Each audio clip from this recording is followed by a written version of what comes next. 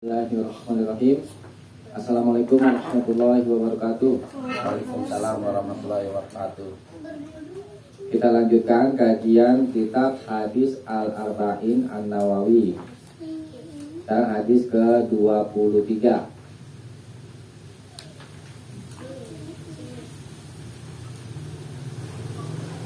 Saya buka.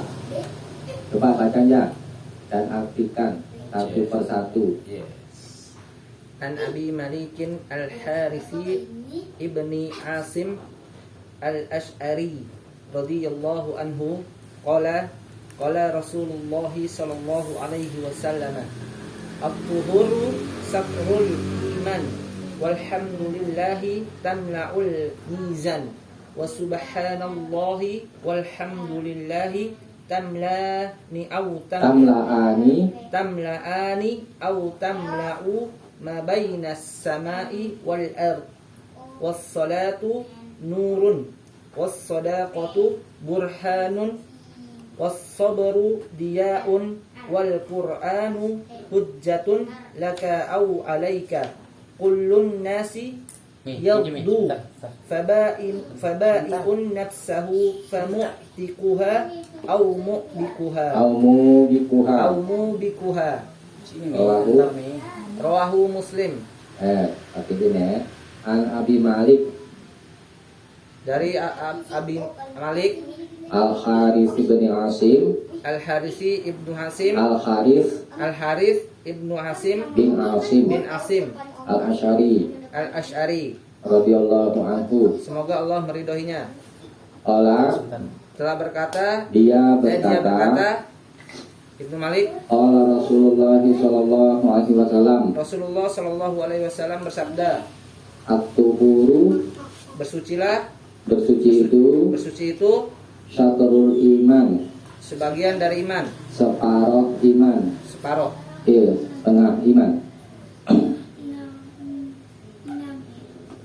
Walhamdulillahi, dan segala puji bagi Allah. Langsung dulu aja. Dan alhamdulillah itu tamla'ul mizan, memenuhi al-mizan, timbangan. Ya.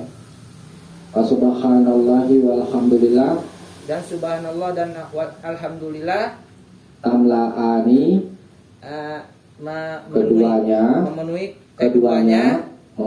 memenuhi au tamla'u, atau dia memenuhi ma bainas samai, apa yang baina, di antara as-samai langit wal ardi dan bumi. Was-sholatu, dan sholat itu nurun, cahaya. Was-shadaqatu, dan sodako itu burhanun, bentuk, bukti. Was-sabru, dan sabar itu diyaun apa itu? Sinar. Wal Qur'anu, dan Al-Quran itu hujjatun laka, hujjah bagimu, atau alaika, kalian, atasmu. Kullun nasi, setiap manusia yabdu, berbuat, berpagi.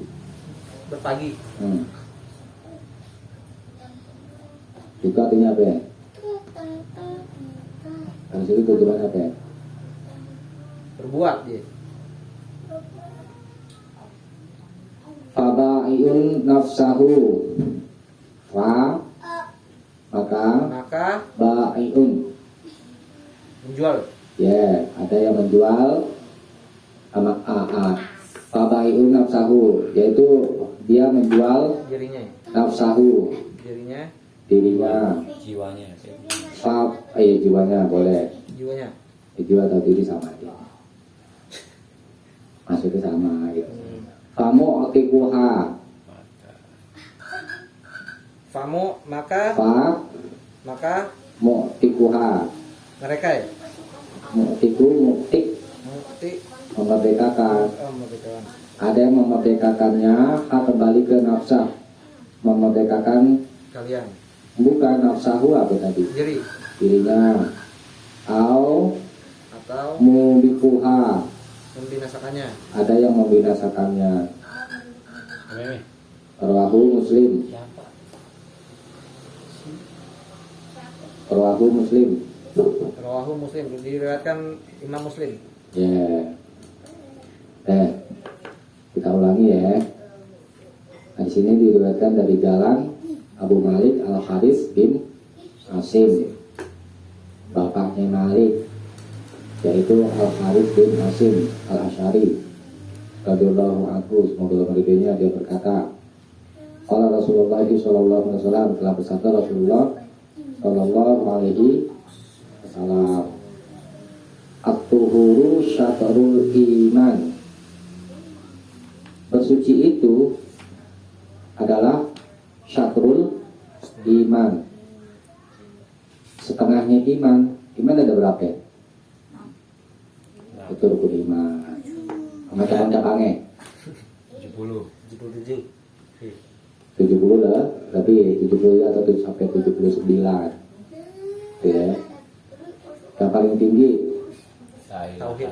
iya, mengucapkan kalimat la ilaha illallah. Yang paling rendah menyingkirkan diri, jalan bersuci, menyingkirkan diri jalan, ada pako. ya. Bersuci setengahnya iman tuh, banyak kan tadi kan. Cabang iman aja ada 70 lebih tuh. Bersuci setengah dari iman. Nah.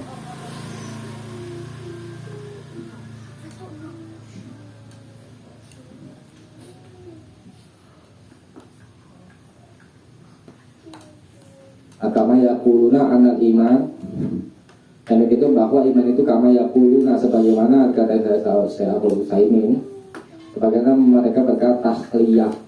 Tahliyah itu membebaskan atau melepaskan. Ini makna separuh iman kan. Wa tahliyah, dan memaniskan. Tahliyah yakni bituhur, membebaskan, yakni dengan bersuci. Dan tahliyah memaniskan itu adalah bifi'li ta'at, yakni dengan mengerjakan ketaatan. Ya.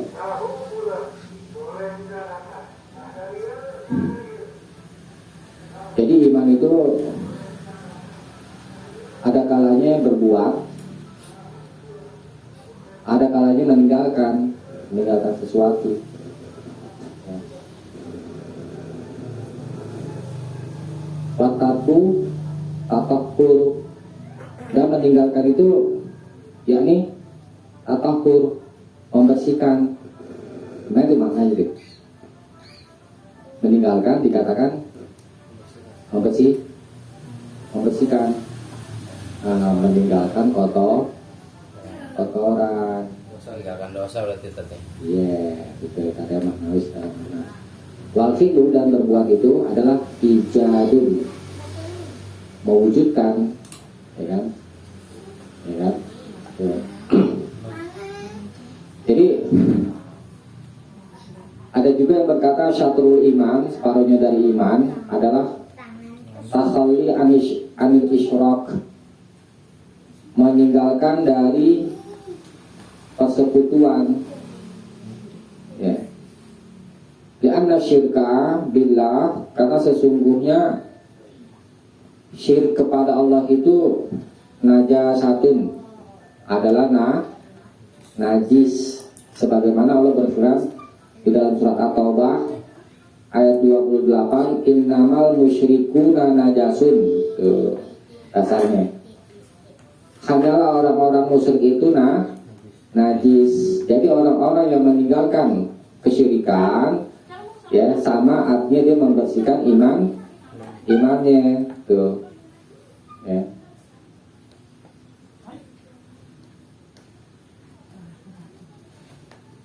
Dan ada berkata juga, atuh di sini adalah untuk sholat, yakni syatrul iman, dia bersuci, berwudu, gitu kan, mandi.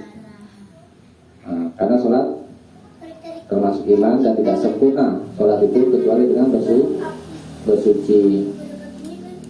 Akan tetapi makna yang pertama, kata Syekh Al-Utsaimin, makna yang pertama ahsanu wa a'ammu adalah lebih bagus dan lebih umum.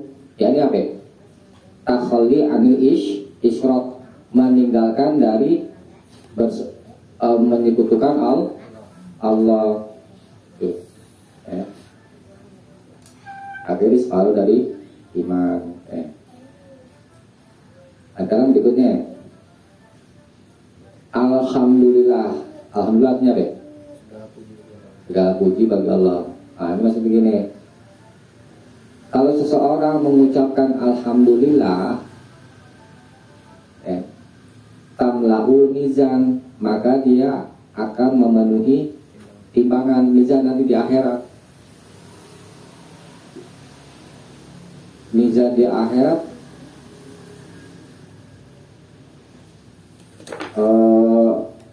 apa namanya, besar apa betul bagaimana ya, kita nggak tahu ya. Timbangan tolor. Maksudnya ucapan alhamdulillah itu berat, memberatkan timbangan, ya. Kalau ini kan semacam kayak itu. Kalau ucapan alhamdulillah itu diibaratkan dengan jism itu badan, ibarat. Kalau ucapan alhamdulillah diumpamakan dia adalah badan, contoh, atau benda lah, itu benda. Maka dia akan memenuhi mizan karena beratnya ucapan ini, ya. Itu satu. Kemudian wa subhanallah walhamdulillah, dan mengucapkan subhanallah tasbih maha suci Allah, artinya alhamdulillah ini gabung jadi satu ya, subhanallah walhamdulillah. Tamla'ani, keduanya itu au tamla'u, ini kata perkataan au ini si rawi hadis ragu apakah tamla'ani yang dia dengar atau tamla'u, tapi dapat pengaruh karena masuknya sama, ya.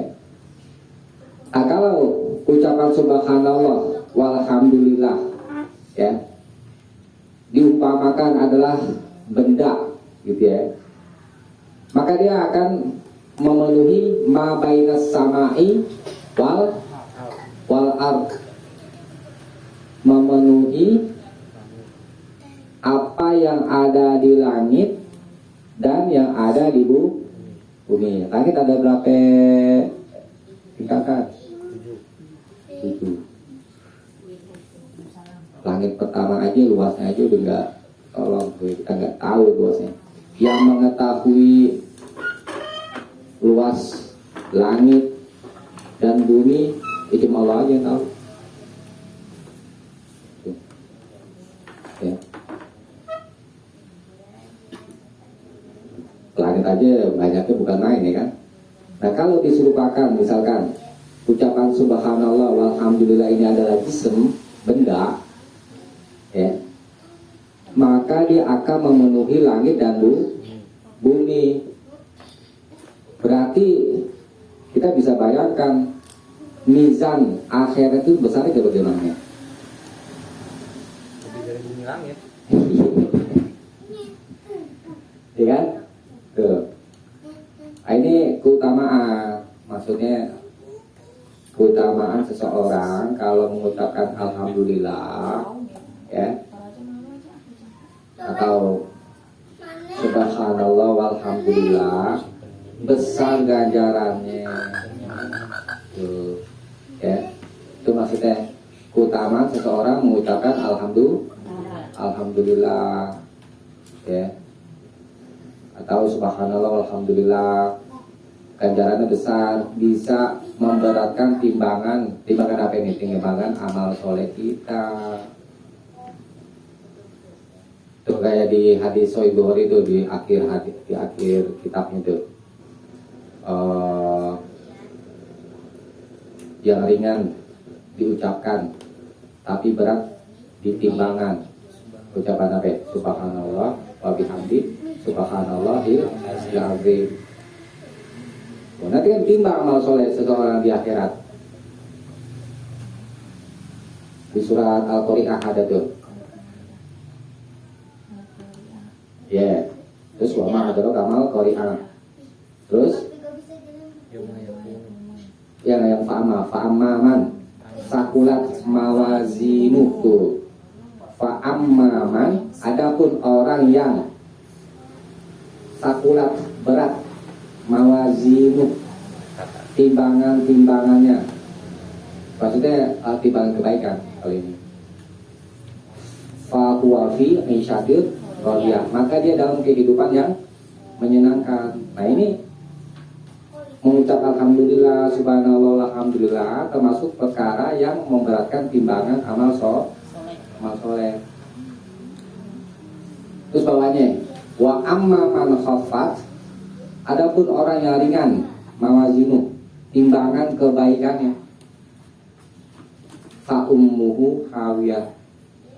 Kalau fa ummuhu, ummu itu kan ummun itu ibu artinya, tapi maksudnya tempat kembalinya. Fa ummuhu hawiyah, neraka hawiyah. Tuh, dan seterusnya. Ya. Jadi ini sesuatu yang ringan sebenarnya, ringan untuk kita ucapkan.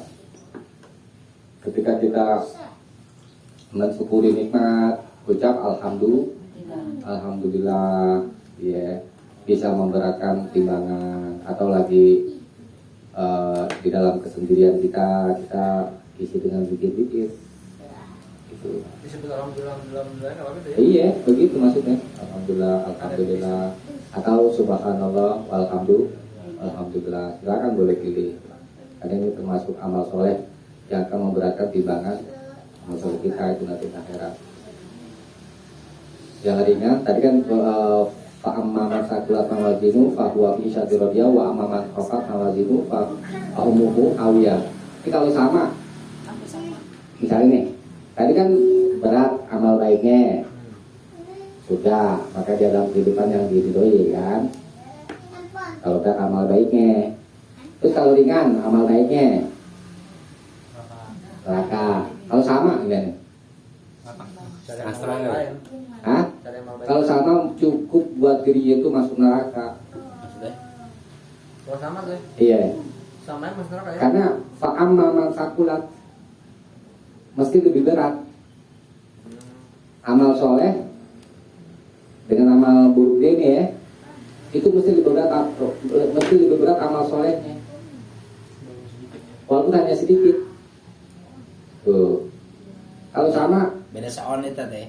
Neraka, iya. Mereka dengar kisah orang yang mau tobat tuh yang membunuh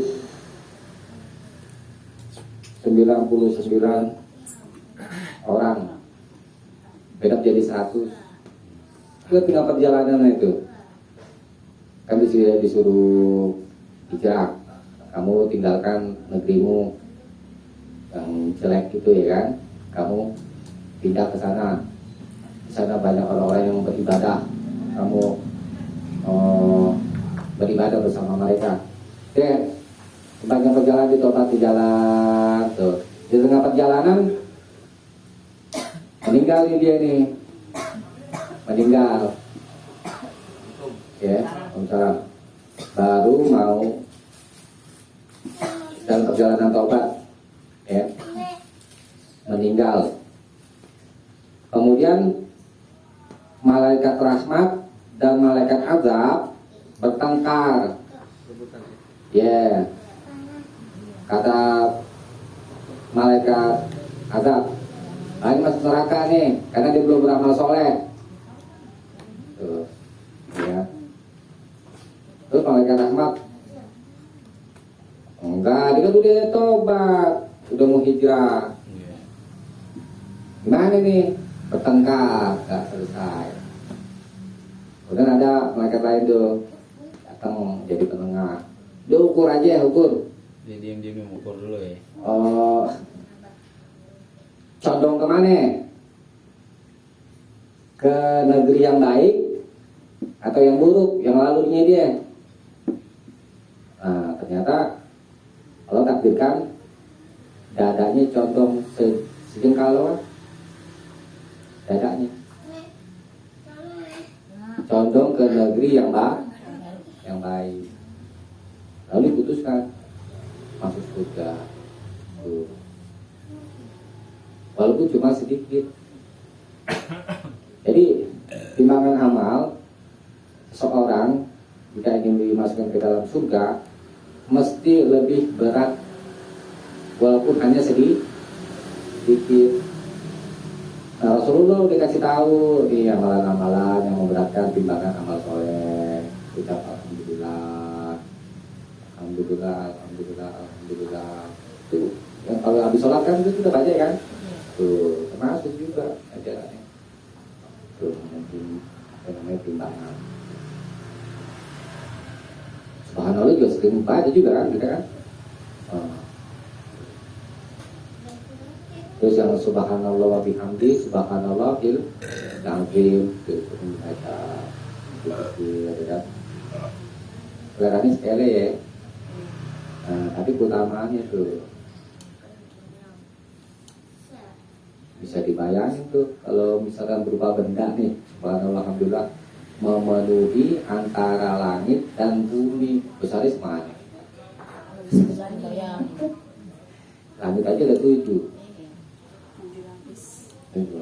Bumi berapa lapis? Berlapis-lapis. Banyak. Akhirnya jadi berlapis.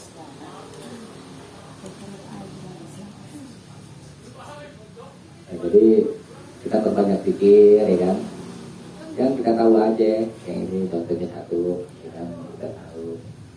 Astagfirullah, astagfirullah, astagfirullah ya. Kita bahkan di satu hadis kita diminta berpikir walaupun kamu nanti dibilang orang gila gitu. Itu kan begini-gini Ustaz. Iya. Kayak orang gila ini pada diem mulutnya. Iya. Jadi hatinya kan baca. Iya gitu. Maksudnya ya biarin aja orang mau bilang apa kan terserah. Terus saya kan komat amit. Obat kami deh ya. Nah. Oke, sekarang berikutnya wassolatu, dan sholat itu adalah nur, cahaya. Tahu bahasa Arab nih kayaknya nih. Iya. Kan timur tengah. Tapi gue bahasa Arab tuh. Dan Timur Tengah tak. Oh, alhamdulillah nanti ya. Nur. Sudah.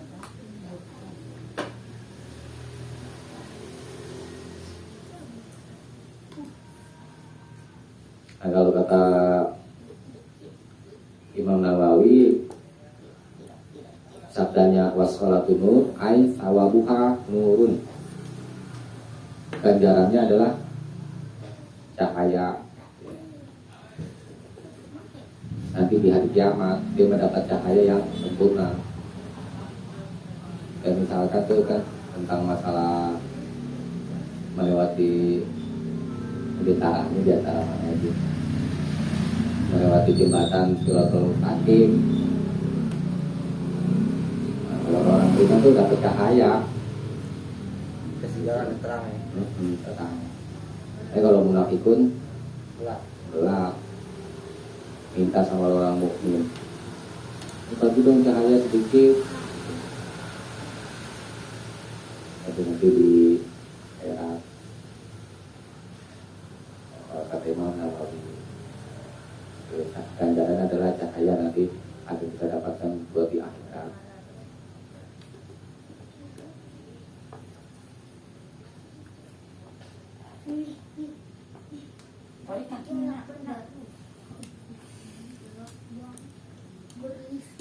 Nah, kemudian wasodaqatu, dan sedekah itu, sedekah itu bilmal ya, dengan harta dari perolehan yang halal ya.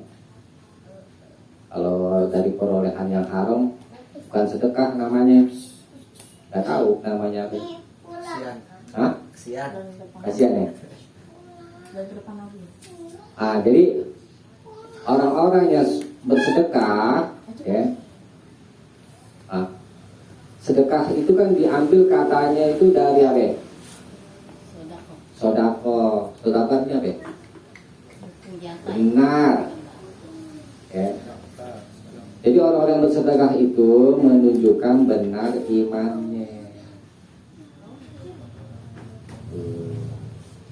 Manusia diciptakan dalam keadaan bakhil.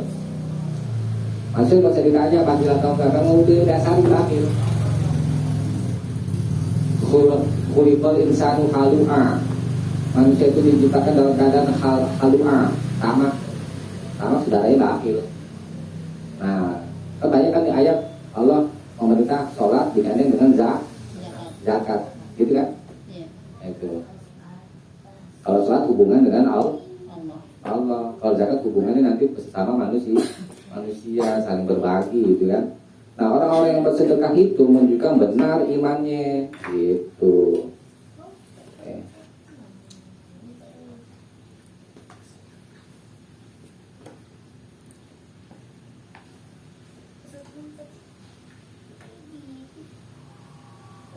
Kalau orang-orang munafik, kadang-kadang dia sholat, ya, tapi sulit untuk bersedekah. Kebanyakan itu orang-orang munafik.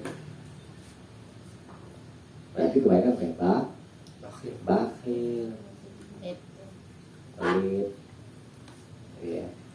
Nah, jadi kita mesti melatih diri memang dalam hal ini. Karena kan harta itu termasuk yang dicintai.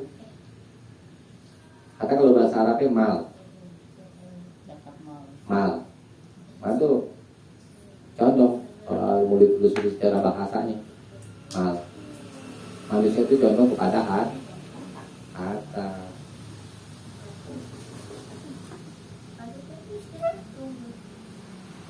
Untuk mengorbankan atau mendermakan yang kita cintai, berat gak?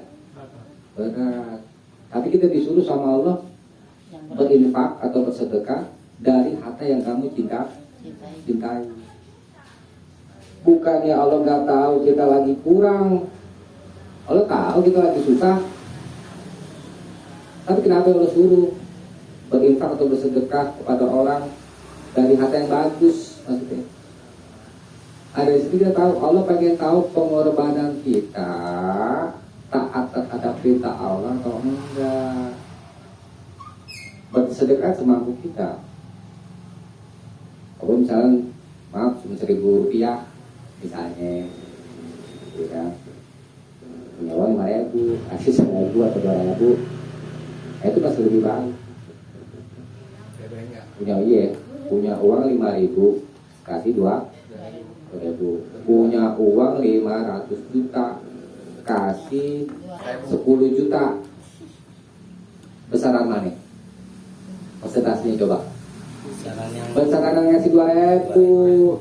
Iya, soalnya 60%, 40%. Iya.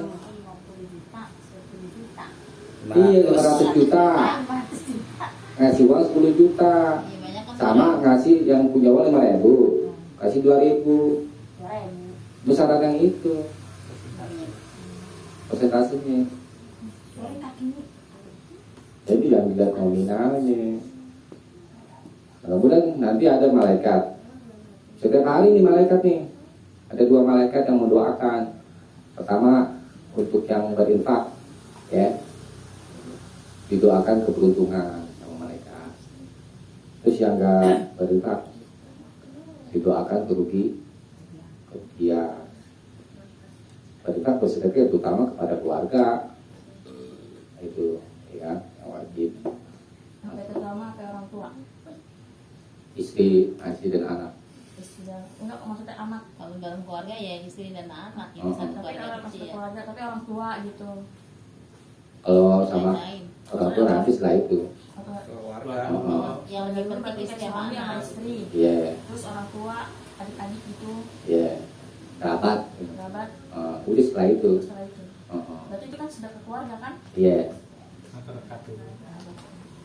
Tapi kadang-kadang yang lain juga harus lebih didahulukan daripada keluarga. Itu mah dilihat dari keadaan. Kayak gitu. Anfaqo yunfiqu, itu maknanya menghabiskan. Kita punya harta, disuruh berinfak. Berarti disuruh apa? Menghabiskan. Tuh. Kalau kita mati apa kita bawa? Bawa ke tuh harta? Ada. Harta kan? Dan kapan? Kapan? Sini bos handphone bos. Ya. Si gue. Kemudian tadi kembali lagi ke contoh yang tadi. Jawabannya 5.000 berinfak 2.000. Yang sisa berapa? 3.000. Enggak, 2.000. 2000. 2.000 itu harta kamu, 2.000 itu. 2.000. Yang 3.000 itu pasti akan habis. Iya. Yang 2.000 itulah harta kita nanti Di sana. di akhirat. Gitu. Itu baru tabungan ya. Buat tabungan kita. Kemudian Allah juga berjanji di dalam hadis, anfik, unfik, berinfaklah kamu, aku pasti akan berinfak, diganti sama Allah. Cuma kadang-kadang kita kurang yakin. Tapi kayaknya lagi sulit ya. Masih berberkah. Iya, nah itu. Jadi makanya kan di sini dikatakan dinamakan sedekah menunjukkan benar imannya. Karena berhubungan dengan keyakinan kita sama Allah. Kita pikir, aduh, berkurang, nggak ada yang berkurang sebenarnya. Cuma kan masalahnya keyakinan kita yakin sama janji Allah, enggak. Oke, Islam nggak ngajarin nabung duit tak ya? Iya, nabung di sana. Nabung di akhirat. Nabung ya, maksudnya nabung dunia nggak ngajarin ya. Iya. Suruh buang gitu ya. Kita Kalau jadi pelit. tapi perlu juga nabung buat persiapan kalau pakai, ya kan?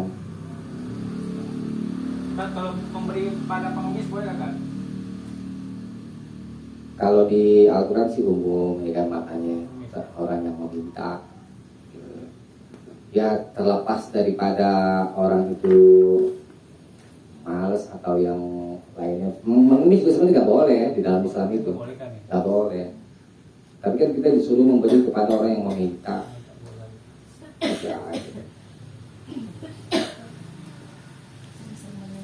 Ya, sekarang sabar. Ini enteng di Enteng mulut enteng. Enteng mulut. Sabar, sabar. as-sabru diaun. Sabar itu adalah Kita melati. sinar. Itu di mana apa ya? Nur kan cahaya. Dia, dia. Dia bisa dijadikan cahaya, bisa dijadikan sinar juga. Dia itu sebenarnya. Sini sinar. Nah, bedanya apa ya? Kalau diaun, dia mengandung panas. Berarti apa ya kalau mengandung panas? Sinar kan? Sinar. Sinar matahari itu, ya. Nah, kalau nur enggak mengandung panas, adem. Ya. Makanya orang-orang yang sabar itu seringkali apa ya? Hatinya Lapang dada. ya lapang dada, lintasannya lapang dada, panas, hatinya jadi panas kan? Ya, orang nggak suka amat sih misalnya gitu, Iya, jadi terasa panas kan? panas. Itu dada. Masih banyak istighfar. Tetapi dengan dia bersabar itu, dia akan menjadi penerang buat buat dirinya. Gitu. Nah, ini sabar yang dicintai, sabar yang disukai Allah. Ya. Kalau sabar berbuat jahat ya nggak sukai lah. Orang jahat juga sabar juga kadang-kadang. Orang copet, membunuh ya itu deh. Sabar. Sabar, nanti tunggu. Juga. Maksudnya dia Ya. Ajar ya. Jorokin. Sabar yang dicintai itu adalah sabar menjalani ketaatan kepada Allah pertama. Dalam menjalani ketaatan kepada Allah butuh kesabaran. Ya. Ya. Kalau bilang capek mah nggak usah bilang capek, gue beribadah sama nggak beribadah sama-sama capek nggak? Sama. Sama-sama capek. Dunia kan tempatnya capek. Tempat capek benar. Nah, Sorry kakinya. sabar menjalani ketaatan kepada Allah, wal bala, wa makarih dunia, Turun kaki. wa makarih dunia, dan perkara-perkara dunia yang tidak disukai. Tuh.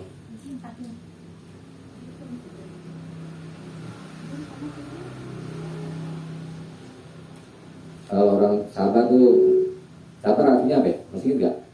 Menahan. Menahan diri dalam kesempitan. Sepitan. Memang lintasannya ya nggak enak-enak, Ngomong gampang. ngomong gampang, Prakteknya. tapi nggak ada jalan lain dari kesulitan itu ya. Untuk keluar dari kesulitan selain sabar. Sabar ada batasnya, nggak ada.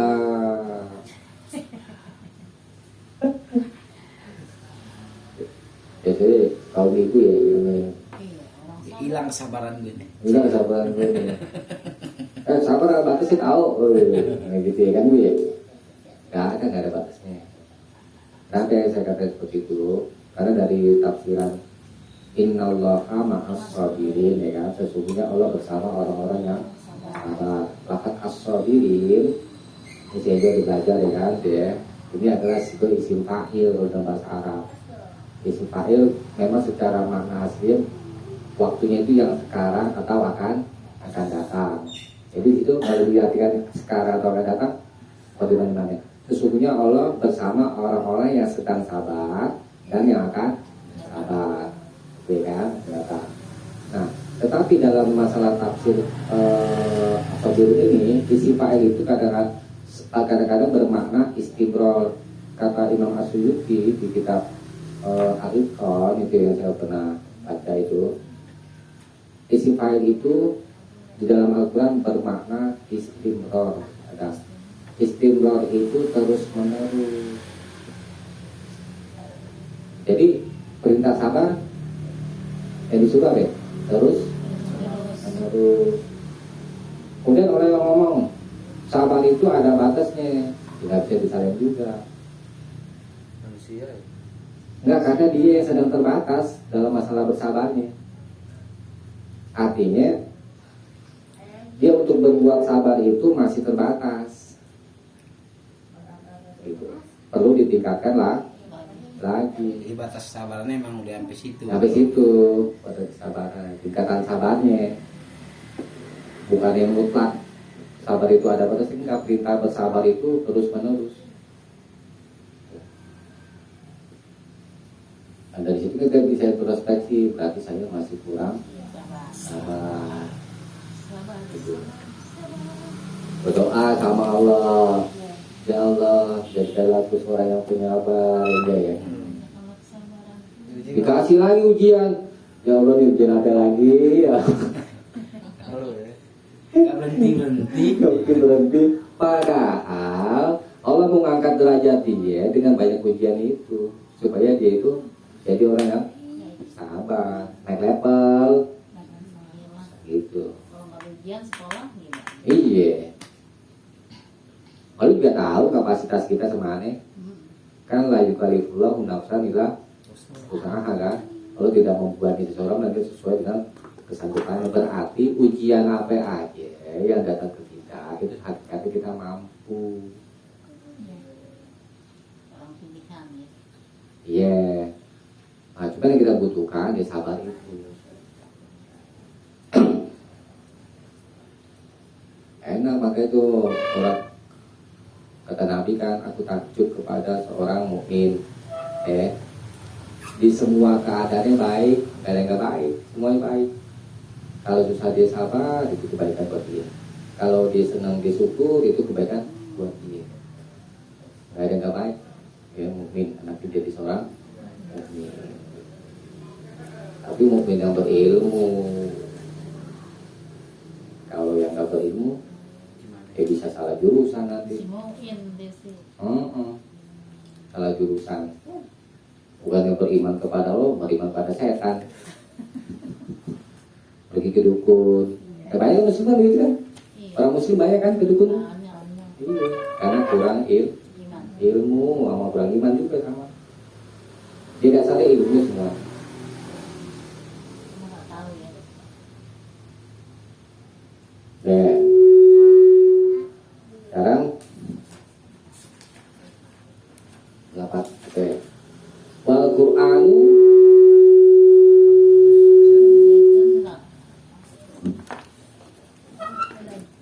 Itu hujjatun laka au alaika. Ini maksudnya apa ya?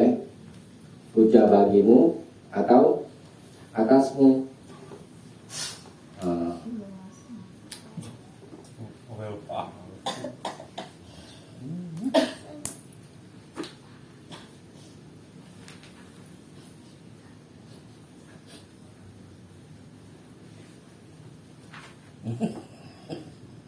Matanya. Nuklir.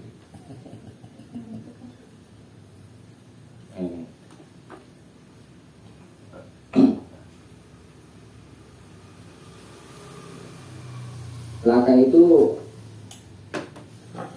lam di antara maknanya apa? Jamak itu kerja. Milik, ala di atas maknanya. Jadi maksud dengan pertama hujjatun alaika itu ya, Al-Quran ini adalah hujjah bagimu, akan menjadi bukti untukmu, laka ya. Maksudnya Al-Quran kalau kita pelajari, kita pahami, kita amalkan, ini akan menjadi bukti buat kita di akhirat, atau yang akan menolong kita di akhirat. Ini hujjah gitu ya. Kenapa kamu bisa selamat dari adab Allah? Ya karena kamu mengamalkan Al-Quran, dan itu sebagai bukti buatmu gitu, mengamalkan ketaatan kepada Allah. Nah, ini buktinya. Nah, kemudian Al-Quran itu hujjah juga atasmu, alaika. Alaika ini maknanya beban. Ala itu di antara mana itu adalah untuk membebankan, memberatkan. Maksudnya apa? Maksudnya orang-orang yang tidak mengamalkan Al-Quran, ya, tidak menjalani ketaatan-ketaatan kepada Allah, dia akan menjadi musibah. Al-Quran akan menjadi musibah buat dia. Di mana? Di akhirat. Diazab sama Allah. Kenapa? Ya karena nggak ngamalin Al-Quran. Itu maknanya. Saya pahami nggak? Antara hujjatun laka au alaika. Kalau hujjatun laka maksudnya penyelamatmu, penolong itu. Kenapa menjadi penyelamatmu atau penolongmu? Karena kita mengamalkan Al-Quran, sehingga kita selamat dari azab Allah.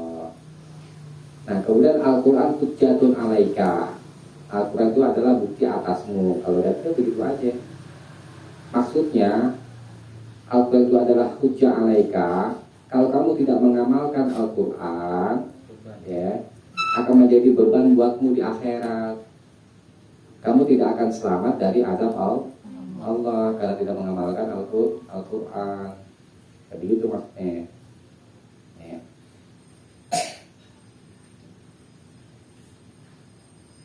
Saya belum dapat hidayah. Ya, hidayah udah ada. Al-Quran itu hidayah, mengapa? Tinggal kita ini mau jemput hidayah atau enggak, masalahnya itu.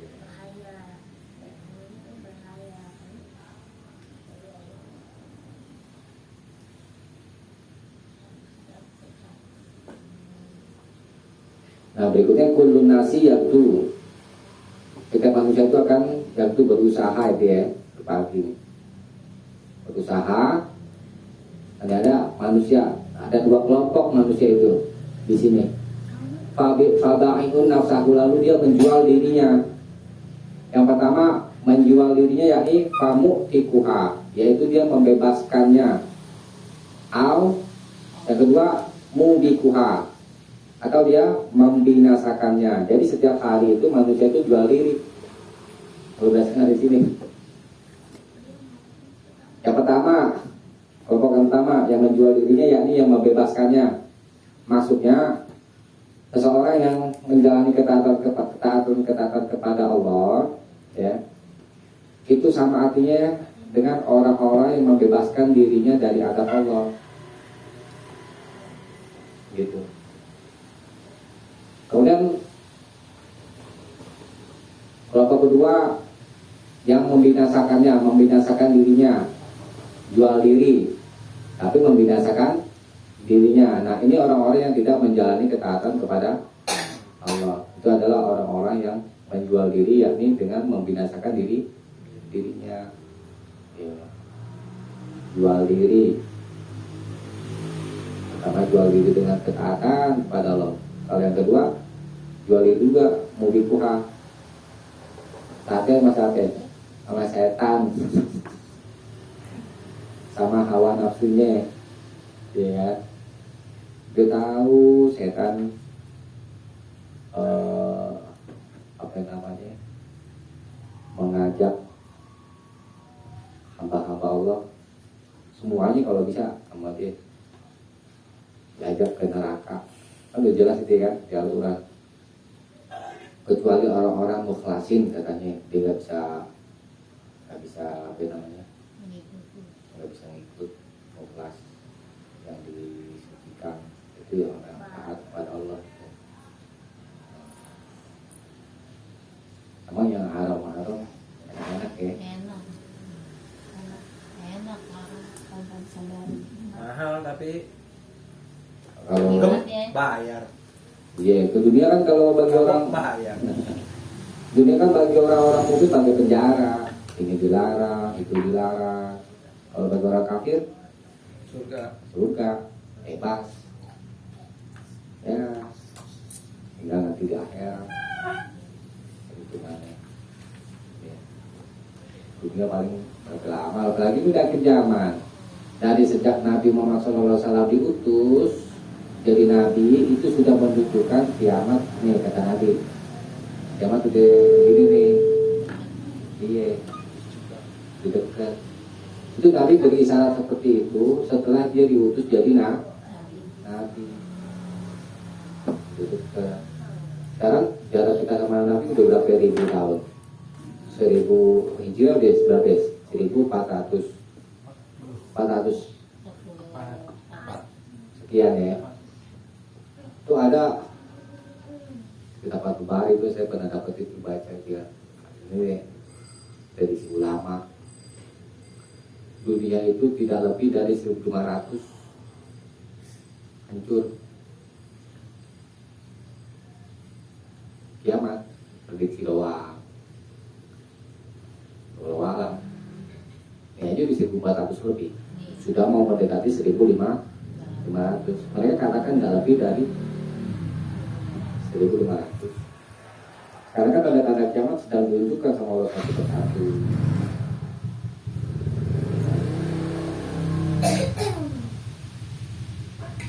Banyak gempa juga sama, itu menunjukkan tanda kiamat. Banyak bencana lah di muka bumi, perang di mana-mana. Tanda-tanda kiamat. Tapi kalau orang kafir memandang kiamat itu sejauh apalah nanti. Pada Jumat aja makhluk-makhluk kalau aja pada ngeri ya bos ya. Pada Jumat hewan dan yang lain-lainnya itu pada ketakutan kalau datang hari Jumat. Karena ada satu riwayat kiamat itu terjadi pada hari Jumat. Wallahu a'lam. Nah, sehingga pada para hewan dan makhluk yang lain itu pada ketakutan. kecuali manusia dan jin. Nggak takut, karena nggak tahu, ya kan? Nggak ada takut. Nggak takutnya. Manusia dan jin. Nah, jadi kita simpulkan ya di sini. Pertama, mendorong kita supaya berpikir dengan kalimat alhamdulillah, subhanallah, dan alhamdulillah berarti ya. Kemudian nyuruh kita sholat, ya, yang wajib atau yang sunnah. Kemudian nyuruh kita sedekah. Kemudian nyuruh kita sabar. Banyak yang disuruh ya kan. Kemudian kita disuruh belajar Al-Quran, memahami Al-Quran, dan mengamalkan isi Al-Quran. Tuh.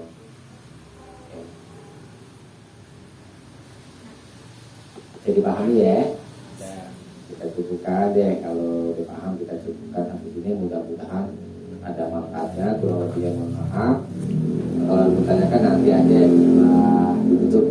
Subhanallahumma wa bihamdik, asyhadu an la ilaha illa anta, astaghfiruka wa atubu ilaik.